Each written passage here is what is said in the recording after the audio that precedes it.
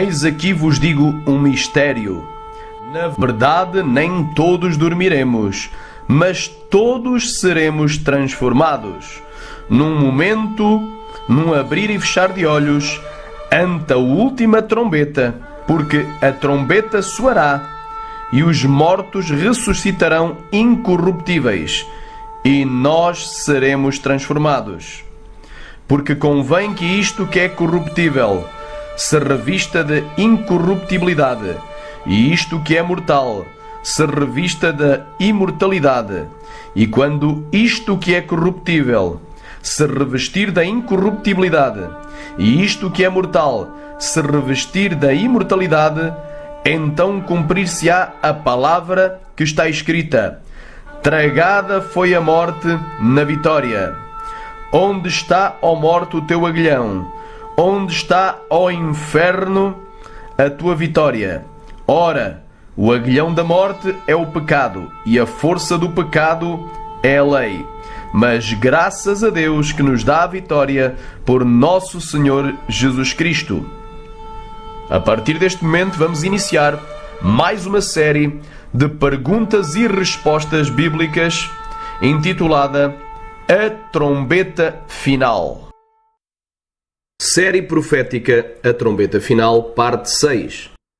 O arrebatamento será antes ou depois da grande tribulação?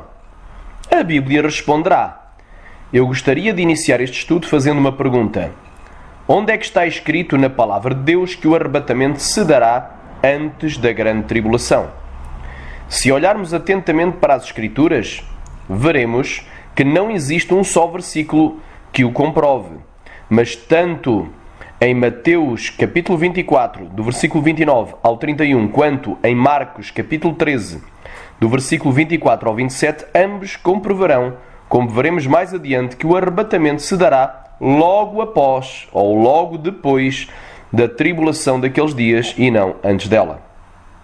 Em Daniel capítulo 9, versículo 27, lemos: Ele, o Anticristo, firmará aliança com muitos por uma semana, que são 7 anos. E na metade da semana, ou seja, depois de 3 anos e meio, fará cessar o sacrifício e a oblação. E sobre a asa das abominações virá o assolador. E isso até à consumação. E o que está determinado será derramado sobre o assolador. Vamos começar com uma pergunta. O que é a grande tribulação? São 7 anos de grande tribulação? Resposta. A grande tribulação é um período que só começa a meio da 70ª semana de Daniel, capítulo 9, ou seja, depois de 3 anos e meio da confirmação da aliança do Anticristo com muitos, e precisamente após o Anticristo violar essa aliança e estabelecer a abominação da desolação, conforme Mateus capítulo 24, do versículo 22 ao 33, que nos diz: Mateus 24:15 a seguir: Quando, pois, virdes que a abominação da desolação de que falou o profeta Daniel está no lugar santo, quem lê, entenda. Então os que estiverem na Judeia fujam para os montes, e quem estiver sobre o telhado não desça a tirar alguma coisa de sua casa. E quem estiver no campo não volte atrás a buscar as suas vestes. Mas ai das grávidas e das que amamentarem naqueles dias. E orai para que a vossa fuga não aconteça no inverno nem no sábado, porque haverá então grande aflição. Esta palavra aflição vem do grego tlipsis, que quer dizer angústia, tribulação. Portanto, haverá então grande tribulação. Se haverá é porque não havia antes. Só vai haver após a abominação da desolação. Haverá então grande tribulação como nunca houve desde o princípio do mundo até agora, nem tampouco há de haver. E se aqueles dias não fossem abreviados, que dias? Os dias da grande tribulação não fossem encurtados, nenhuma carne se salvaria, mas por causa dos escolhidos serão abreviados aqueles dias. Se continuarmos a ler, verificamos que a grande tribulação chega ao fim. E logo surgem sinais no sol, na lua, nas estrelas e nos céus. E só após esses sinais, Jesus vem dos céus e se dá o arrebatamento.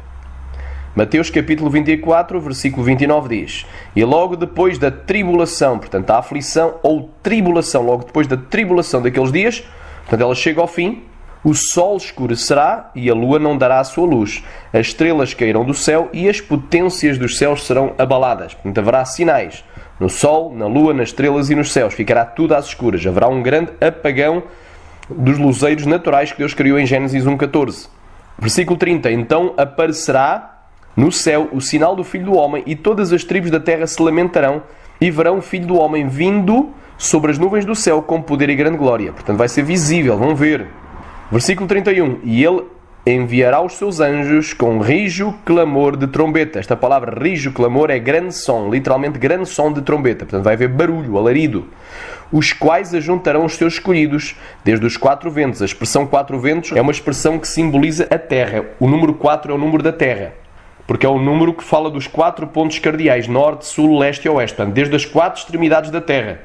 Desde os 4 ventos, ou seja, desde o norte, sul, leste e oeste, de toda a parte da terra, os anjos vão ajuntar os escolhidos de Cristo, os escolhidos de Deus, a igreja, vão ser ajuntados desde os 4 cantos da terra e de uma à outra extremidade dos céus, até cada uma das extremidades dos céus. Então eles vão ser arrebatados da terra, dos 4 cantos da terra, até cada uma das extremidades dos céus. Vai ser o arrebatamento da terra para os céus. Isto é o arrebatamento. Marcos capítulo 13, que é outra passagem paralela, nos diz, no versículo 24, ora, naqueles dias, portanto, que dias? São dias de tribulação, de aflição, de angústia. Depois daquela aflição, ou seja, depois daquela eclipse, depois daquela tribulação, o sol escurecerá e a lua não dará a sua luz. Versículo 25, e as estrelas cairão do céu e as forças que estão nos céus serão abaladas. Então verão vir o Filho do Homem nas nuvens com grande poder e glória. E ele enviará os seus anjos e ajuntará os seus escolhidos desde os 4 ventos, da extremidade da terra até à extremidade dos céus. Portanto, o arrebatamento é da terra até ao céu. Portanto, é exatamente uma passagem paralela e que fala exatamente a mesma coisa. Em Lucas capítulo 21, que também é outra passagem paralela a Mateus 24, nos diz, no versículo 23, mas ai das grávidas e das que criarem naqueles dias, porque haverá grande aperto na terra e ira sobre este povo. Amém? Repara, haverá grande aperto. Aqui ele usa a expressão grande aperto para representar a grande tribulação. Haverá grande aperto na terra e ira. Esta ira aqui não é a ira de Deus, mas é a ira de Satanás. Porque diz em Apocalipse capítulo 12, se eu não estou em erro, mas ai de vós, ó terra, porque Satanás, o diabo, desceu até vós, com grande ira, sabendo que tem pouco tempo. E diz assim no versículo 24, e cairão ao fio da espada, e para todas as nações serão lavados cativos. E Jerusalém será pisada pelos gentios, até que os tempos dos gentios se completem. E haverá sinais no sol, na lua e nas estrelas. E na terra, a angústia das nações, em perplexidade pelo bramido do mar e das ondas. Portanto, haverá um grande terremoto, como depois nós vamos ver mais adiante. Está lá em Apocalipse capítulo 6, do 12 ao 17, haverá um grande terremoto que vai remover todos os montes e ilhas e vai haver tsunamis. E daí as pessoas vão ficar perplexas por causa do bramido, portanto, da fúria do mar e das ondas, do barulho do mar e das ondas. Versículo 26. Homens desmaiando de terror, na expectação, portanto, na expectativa das coisas que sobrevirão ao mundo, ou seja, das coisas que vão vir ainda ao mundo, porquanto as virtudes do céu serão abaladas. Vai ficar tudo às escuras, vai haver um grande apagão, conforme eu já falei. Durante o dia, o sol não dará a sua luz, durante a noite, a lua não dará a sua luz, e ficará de cor de sangue. As estrelas não darão a sua luz. E diz assim o versículo 27. E então verão vir o Filho do Homem numa nuvem com poder e grande glória. Ora, quando estas coisas começarem a acontecer, que coisas? Fala dos sinais. Vai haver a tribulação, e depois da tribulação vai haver sinais no sol, na lua, nas estrelas, nos céus, na terra e no mar. Quando estas coisas começarem a acontecer, olhai para cima e levantai as vossas cabeças, porque a vossa redenção está próxima. Portanto, o arrebatamento está às portas. Depois que isto começar a acontecer, não é agora. É só depois que houver esses sinais no sol, na lua, nas estrelas e nos céus, na terra e no mar. Mas esses sinais só ocorrem depois da grande tribulação daqueles dias. Daniel capítulo 12, versículo 1 diz assim: E naquele tempo se levantará Miguel, o grande príncipe, que se levanta a favor dos filhos do teu povo. E haverá um tempo de angústia. Lá está, um tempo de tribulação, qual nunca houve, desde que houve nação até àquele tempo. Mas naquele tempo, portanto, em dias de angústia, em dias de tribulação, livrar-se-á o teu povo, todo aquele que for achado escrito no livro.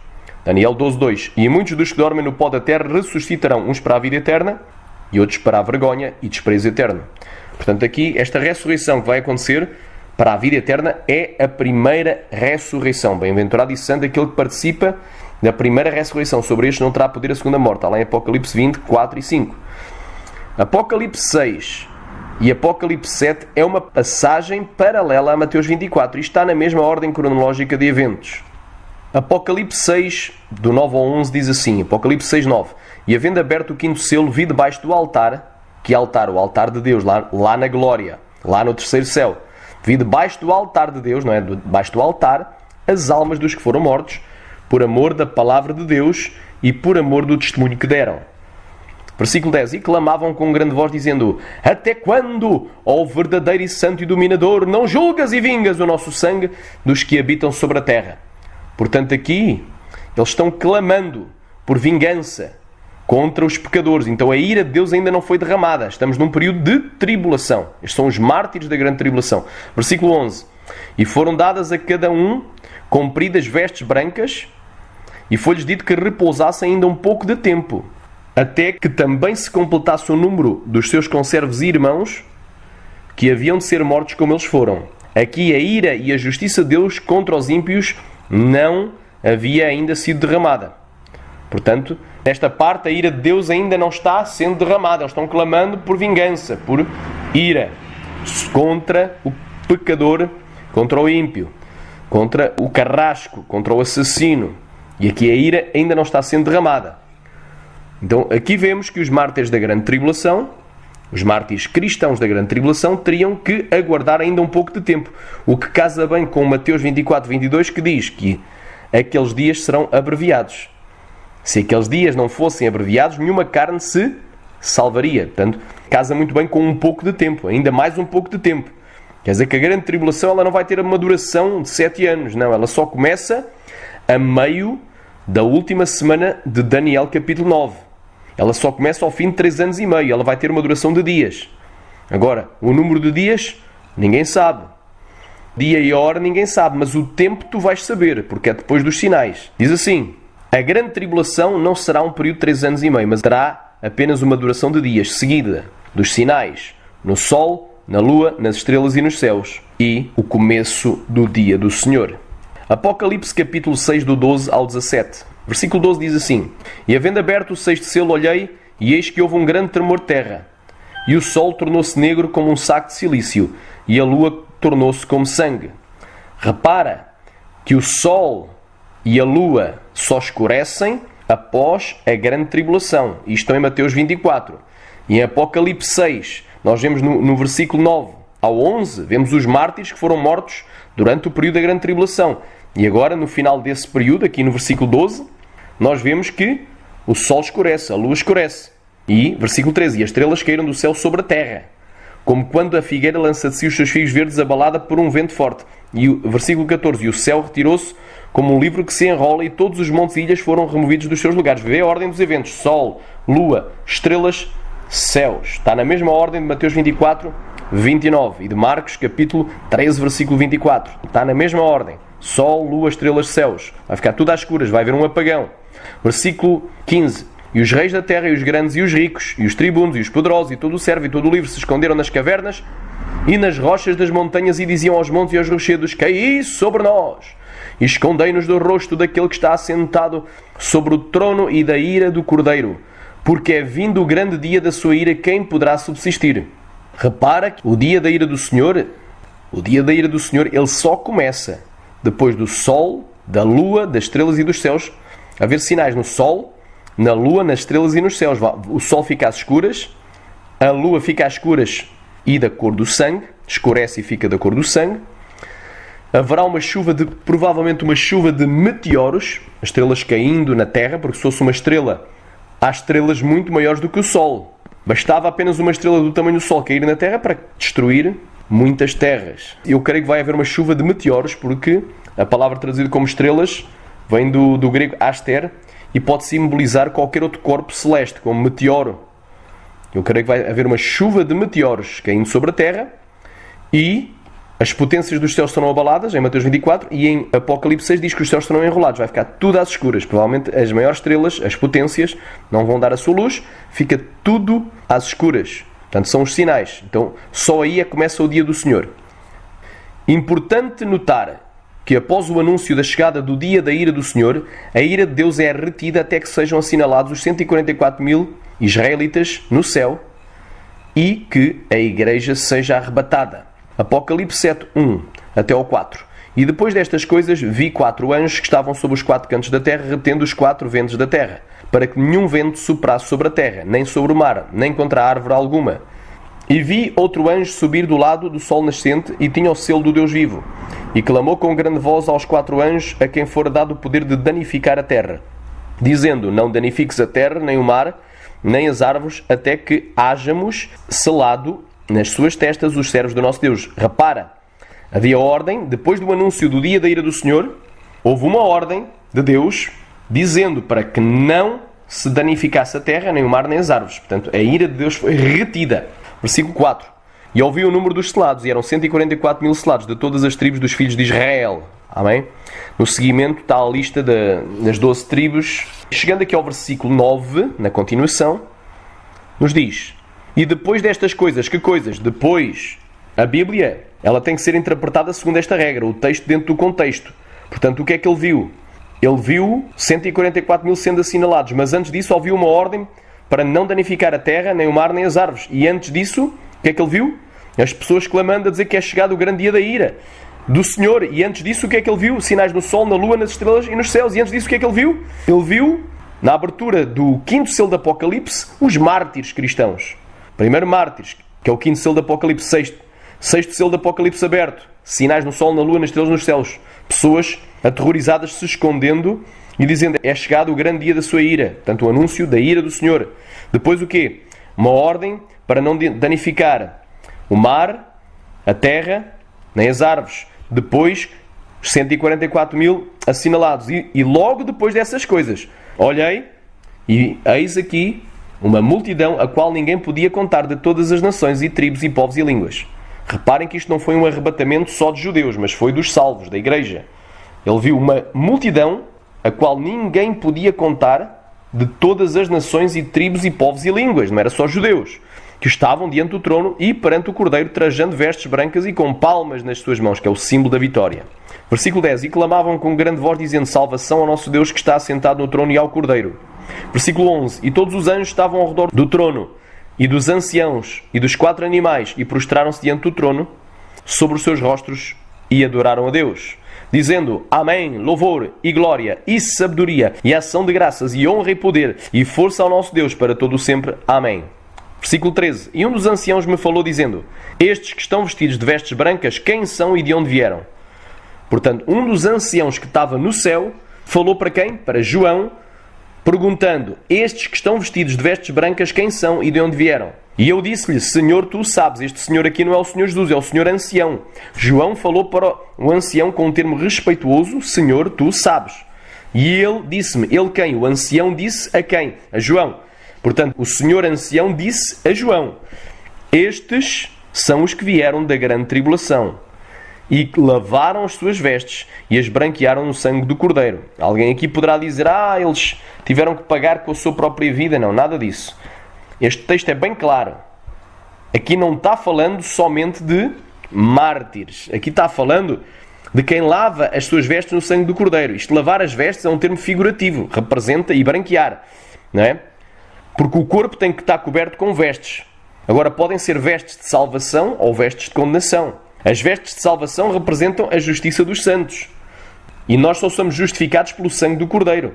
1 João capítulo 1, versículo 7 nos diz que o sangue de Jesus Cristo nos purifica de todo o pecado. Portanto, as branquearam, foram branqueadas as suas vestes, representa as suas ações foram branqueadas, porque se as vestes brancas são a justiça dos santos, então as vestes sujas são a injustiça dos imundos.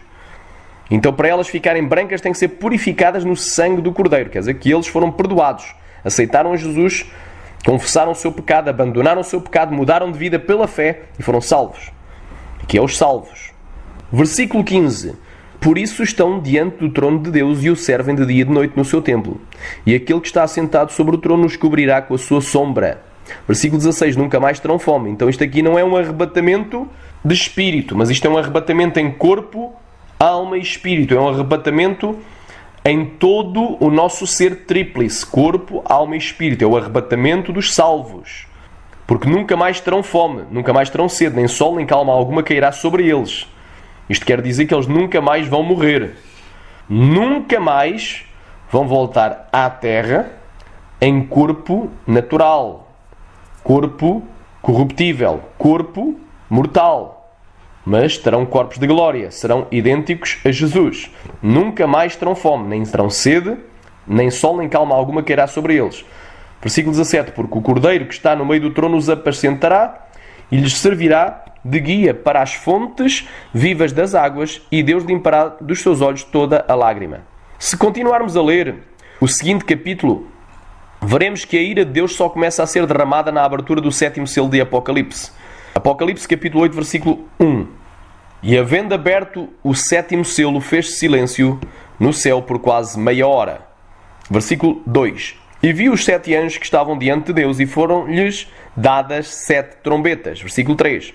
E veio outro anjo e pôs-se junto ao altar, tendo um incensário de ouro, e foi-lhe dado muito incenso para o pôr com as orações de todos os santos sobre o altar de ouro que está diante do trono. Versículo 4. E a fumaça do incenso subiu com as orações dos santos desde a mão do anjo até diante de Deus. Versículo 5. Atenção a este versículo. E o anjo tomou o incensário e o encheu de fogo do altar e o lançou sobre a terra. E depois houve vozes e trovões e relâmpagos e terremotos. Repara que em Apocalipse capítulo 7, conforme a gente havia lido, no versículo 3, dizia: não danifiques a terra, nem o mar, nem as árvores, até que hajamos selado nas suas testas dos servos do nosso Deus. Portanto, havia uma ordem para não danificar a terra, nem as árvores, nem o mar. Mas agora Apocalipse, capítulo 8, versículo 5, vemos que sobre a terra foi lançado o quê? Fogo do altar. E depois houve vozes, trovões e relâmpagos e terremotos na terra. Portanto, a ira começou a ser derramada. Aqui dá-se o início da ira de Deus sendo derramada. Versículo 6. E os 7 anjos que tinham as 7 trombetas prepararam-se para tocá-las. Isto vem provar que o arrebatamento será no dia do Senhor, também conhecido como o dia da ira do Senhor, mas mesmo antes de que a sua ira seja derramada. E este dia do Senhor ocupará a segunda parte da segunda metade da 70ª semana de Daniel. E só começará após a grande tribulação. Por último, e só para dar mais uma informação e uma confirmação de que a Igreja passará pela grande tribulação, 2 Tessalonicenses capítulo 2, versículo 1, até ao versículo 4, que diz: ora, irmãos, rogamo-vos pela vinda de nosso Senhor Jesus Cristo e pela nossa reunião com Ele, ou seja, o arrebatamento. Versículo 2. Que não vos movais facilmente do vosso entendimento, nem vos perturbeis, quer por espírito, quer por palavra, quer por epístola, como de nós, como se o dia de Cristo estivesse já perto. Ou seja, às portas. Pode acontecer a qualquer momento. Este dia de Cristo inclui o quê? A vinda do Senhor Jesus Cristo e a nossa reunião com Ele, o arrebatamento. Versículo 3. Ninguém de maneira alguma vos engane, nem o teu pastor presidente, nem o profeta, nem o apóstolo. É o profeta fulano tal, é o apóstolo fulano tal, é o milagreiro fulano tal. Mas é o homem de Deus. Pode até ser tudo homem de Deus. Mas ninguém te engane nesta matéria, porque esta matéria já está bem clara na Bíblia. Ninguém de maneira alguma vos engane. Porque não será assim. Não será assim o quê? A vinda do Senhor Jesus Cristo e o arrebatamento. Sem que antes venha a apostasia e se manifesta o homem do pecado, o filho da perdição. Ou seja, e venha o anticristo. Para que Cristo venha arrebatar a sua igreja tem que acontecer duas coisas. Não é só uma. Tem que acontecer a apostasia e tem que acontecer a manifestação do homem do pecado, do filho da perdição. Ou seja, a manifestação do anticristo. A vinda do anticristo. O anticristo tem que vir antes. Versículo 4. O versículo 4 vai nos dizer em que consiste esta manifestação. o qual se opõe se levanta contra tudo o que se chama Deus ou se adora. Ele vai se levantar contra os santos e vai prevalecer sobre eles. De sorte que se assentará como Deus no templo de Deus, querendo parecer Deus. Quando é que isto vai acontecer? A segunda coisa, quando ele estabelecer a abominação da desolação a meio da última semana de Daniel. O que comprova que a igreja ainda estará aqui quando estas coisas acontecerem. Como já havíamos visto anteriormente, a palavra tribulação vem do grego tlipsis e significa ato de prensar, imprensar, pressão. Metaforicamente, opressão, aflição, tribulação, angústia, dilemas.